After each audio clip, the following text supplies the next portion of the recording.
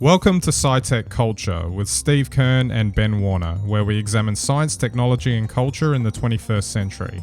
Visit our website at scitechculture.com. Hello everyone, welcome to 2021, and it looks like the year started off with a bang. Welcome back, Steve. Another year of SciTech Culture, and who knows where this will go. We've got a bit to talk about today. It's a little bit of a hangover, I think. Looks like 2020 had some additional bonus tracks to add to the album. Well, it's good to be well into 2021. And we all know what was already happening this time last year, and maybe that's why we've still got a hangover. So, yes, 2021 I hope will be better. Yeah, absolutely. All right, so we'll just kick off with just some tech and stuff like that. Obviously, some Apple stuff, mainly because of our experiences using the products, etc. Or mainly me, I guess, on this side, doing some more iPhone 12 Pro Max video tests. I'll overlay some video of some of the recent videos I took. I've thrown those up on the channel. I was just really happy with how the whole thing has been. Functions, etc. I did have a little bit of an issue with the stabilization on the gimbal fighting the stabilization on the actual camera itself, but first world problems and whatnot. But it's really quite stunning what you can do with the camera, like we've said before. Yeah, look, I was truly blown away. I mean, since I think the iPhone 7, the cameras on the iPhones, well, they've always been impressive, but there've been incremental increases since then. Yeah. With the 12, it really looks like it's a complete step apart. That to me, I'm not impressed by much anymore when it comes to tech, but that was impressive. Absolutely. And I loved what you did with those clips. Absolutely. Excitingly, and an announcement to make, contrary to maybe my advice from last year, I actually bit the bullet and picked up an M1 MacBook Pro, and haven't looked back really, because it's just been fantastic, and I think it just restores that feeling of satisfaction that you're supposed to get from when from an Apple product when it's actually delivered the way that they are known to deliver them. The thing that really impressed me though was just not only does you can really throw some really high intensive stuff at it and the battery doesn't really die that quickly. Right now, in recording this podcast, for instance, like the fans would be kicking up. I would have to be editing it out of the audio feed. I'm not hearing a thing coming from it, and I just touched it before, and it's still cool. No heat generated whatsoever. It was the old one would have been boiling hot by this point. And there's just such a seamless feel to the performance of the actual machine as well. And although there's a couple of little hiccups with I did have that, because I'm nuts, I did like to run Windows on it through Parallels, but that's not supported at the moment. And I think also, I think this will be improved with time, is that the feature of iPhone and iPad apps being able to be run on it is there, and I've gotten some of the ones that I use regularly to work. A lot of the others don't. I've had instances where they don't open at all, or they don't look right, or you can tell they should be optimized better for a laptop screen rather than an iPad or iPhone screen, etc. Yeah. But that's all stuff that comes with time. I mean, after all, these laptops have only been with us for about 2 months, I think. So it's pretty impressive out of the gate. Wow, once again, a bit like I think the iPhone 12, the M1 has sounded impressive right from the first time we heard about it. And now to hear that you've had it and you're loving it makes me think back to the happy days when I'd buy an Apple product and be excited. So maybe that'll come back again. Well, actually, I think I stand by my recommendation from last year. If you're going to skip like the first version, the rumor is that a nice 14-inch version without touch bar and ports is rumored to be making a comeback. So I figure that's the machine for you. It sounds like it. I can't wait. I'll certainly be on the lookout for that this year. With a nice little M2 chip in it, I'm sure. Alrighty. Okay, so just with a little bit more on tech, actually chargers have actually become something I've been thinking about recently. Obviously, there was this story about Huawei making a 135-watt charger. And getting certified in China. So, power is always something that's important, and you need more and more and more. And on top of that, with recent phones, like Apple started with removing the charger from the box, and now despite Samsung and I can't remember who the other company was, laughing at Apple at the time, but they've now started to drop the charger from the from their boxes as well with their recent releases. I think the S21 just got announced the other day.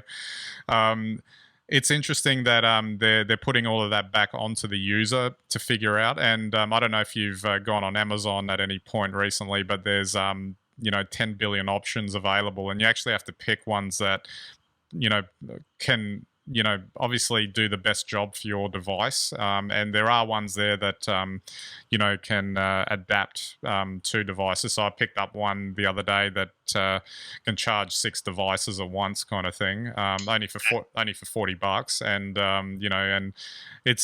and I've kind of rethought some of my strategy in terms of charging, because, as we go forward, we just seem to be collecting more and more devices these days. Yeah, well, that's right. So, like, charging, and also their mobile devices. Just about all of our computing now effectively is mobile, and not to mention how many other devices we have around the house, or how many of them we might have around the house. So, to be able to charge them quickly and efficiently is really is actually probably the next big part, I think, of computing, because with that, we're going completely wireless. No more tethers for anything, whether it's power or whether it's data. So it's quite exciting. Absolutely. And what about this story about, there's always this on again, off again thing about the Apple car, and they still keep pushing it. It goes from being they're actually going to create a car to they're just going to create the software for other manufacturers to include in their cars, and now it's back to seemingly being back to an autonomous driving vehicle, etc. It seems like although I'm sure they could make it very lucrative for them, because the car market is a big market after all, it's worth a lot of money, but it seems like it's pushing into an area that isn't obviously necessarily traditional for them. A lot of people have said that before they made they brought the iPhone into the world, that why would Apple make a phone? That was the argument. Right. Do you think the same could apply here in terms of why would they make a car? Well, it is interesting, isn't it? But whether you use the internet from a PC with a beige box, or whether you use the internet from a phone, the internet exists. I think what doesn't exist is the road network for truly driverless cars. And I think that's, I think Tesla could do it, Apple could do it, probably GM could do it, any of them within their campus. So like the Apple campus, I'm sure you could have a complete driverless electric fleet safely whizzing around there.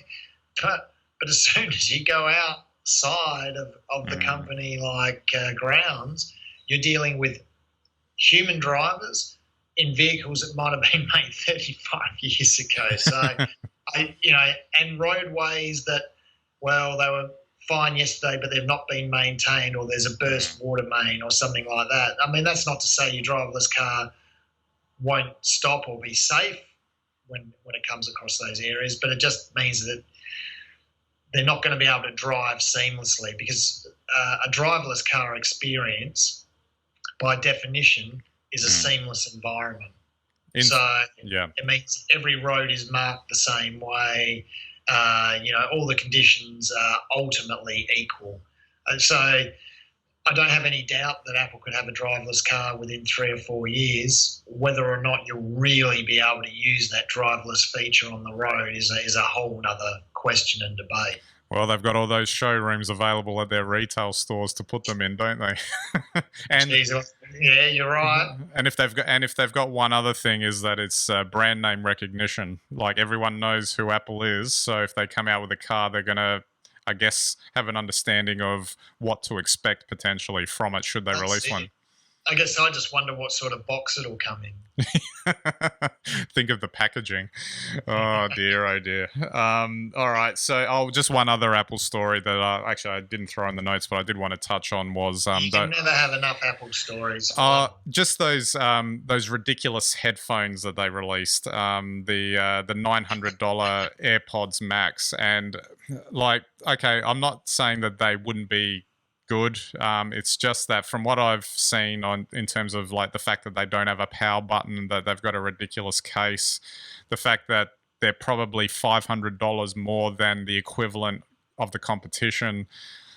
Again, I'm not saying that they're bad, but to me, it just feels like one of those instances where they might have missed the mark. And if you consider that, they're retailing here for $899, you can pick up an M1 MacBook Air for $999. So you tell me which one's more useful.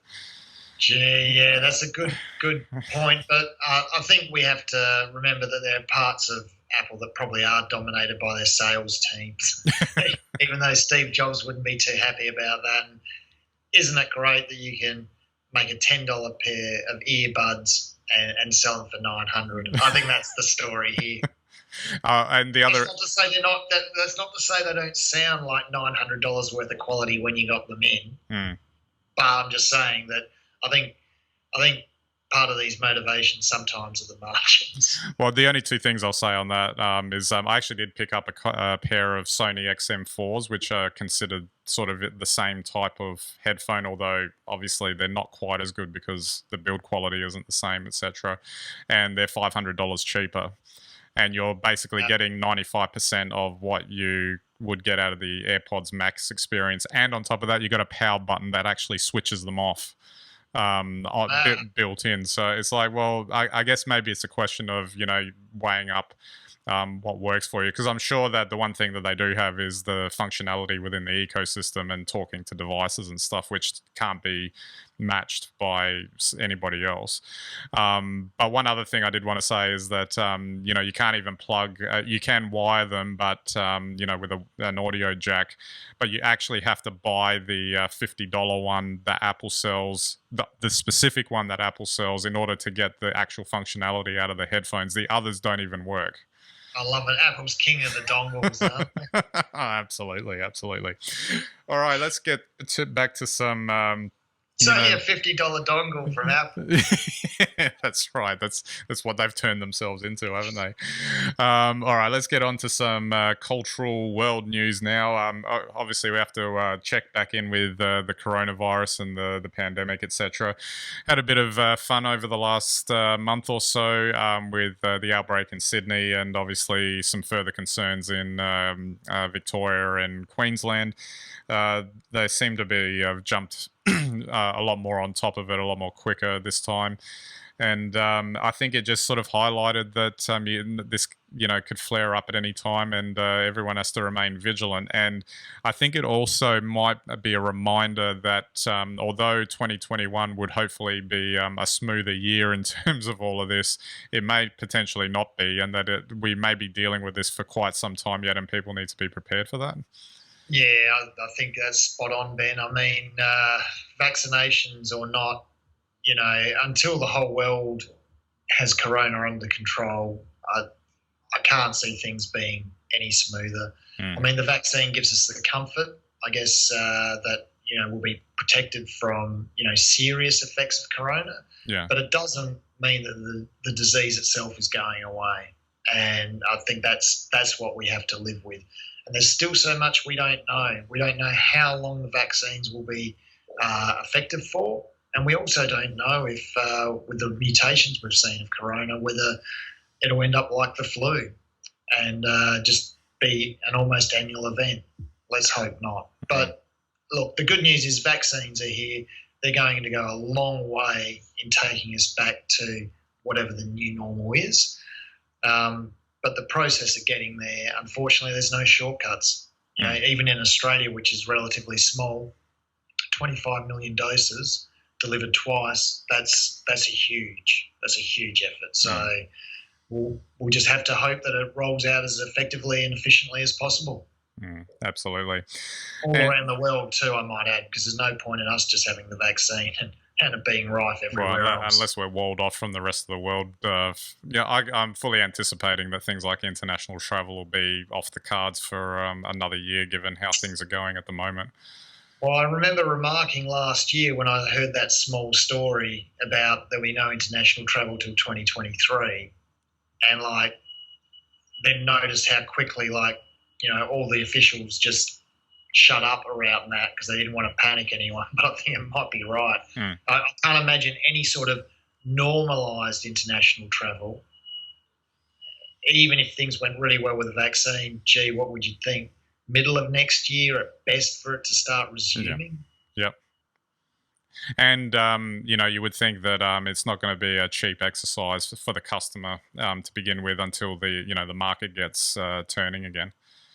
That's right. So it's anyone's guess what the new normal will be. Yeah, absolutely.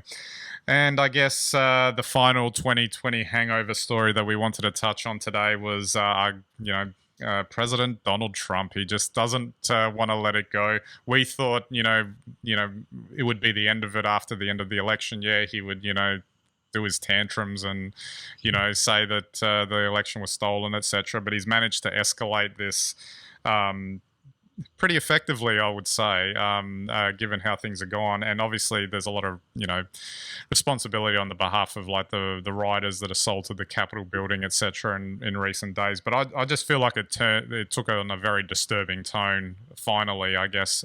It was always kind of inherent in the dialogue, I guess, but this was actually a proper manifestation of how bad something like this could get. But what is even more sobering is that it could have even been a lot worse. Yeah, look, it's really hard to tell what's going on. I mean, obviously we can read reliable news reports and we can see what's going on, but what's going on in the heads of some of the people involved, what really was the intent, and what really, was the level of organisation and preparedness, I think, within this. I'm not saying for a moment, though, it wasn't organised, but, it's hard to determine really how well organised or resourced groups were and really who did what. I think there's so many hair triggers all along the way now. It's really easy for these things to get out of hand, as we've seen. And, when you start to see scenes, and as outsiders, I mean, I guess I don't feel personally invested in what happens, but it's quite disturbing, and I just hope now that, whatever action's taken, let's just move on. I think that's the only thing you can do with Trump, is just move on without him, and then things can get better. As long as we keep turning to him or pointing at him, he only gets strength. We know that after 4 or 5 years, so... Well, the interesting thing is that his megaphone's been taken away from him in the form of that Twitter ban, which is a whole other thing. Can't help feel cynical about that. Twitter had 4 years to ban him. Mm-hmm. Maybe it's too little too late. Maybe Twitter should be banned as well. Yeah, and maybe that's something we can come back to in another episode, because we could unpack that entirely. We've touched upon social media platforms, like going between being a private entity and the public square, and where do they actually fit and all that sort of thing. Are they a whole new thing that requires a whole new way of looking at how those sort of things are done? Technically speaking, it would seem that as private corporations, they can do whatever they want. In which case that's what they did at this point, but it's feeling very arbitrary and inconsistent, given that you could probably point to a whole manner of previous instances of what Trump's done that would have gotten any normal user banned.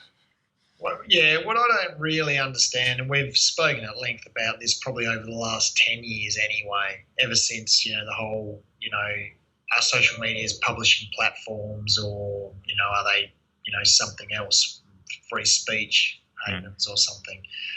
I don't get that I can post something defamatory and be sued, but the publisher of that material can't be.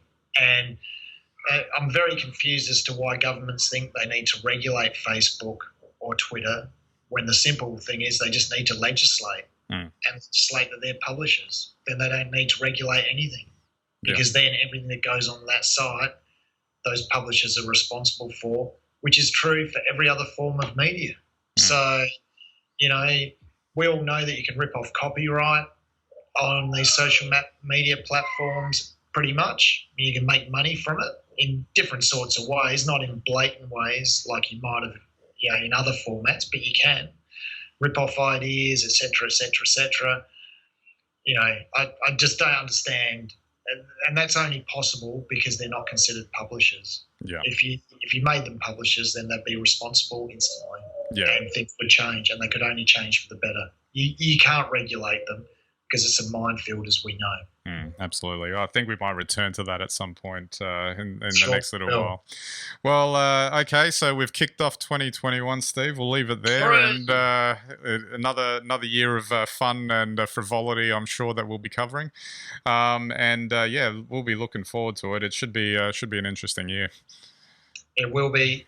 You can be sure of that. And SciTech Culture will be there. Yeah, absolutely.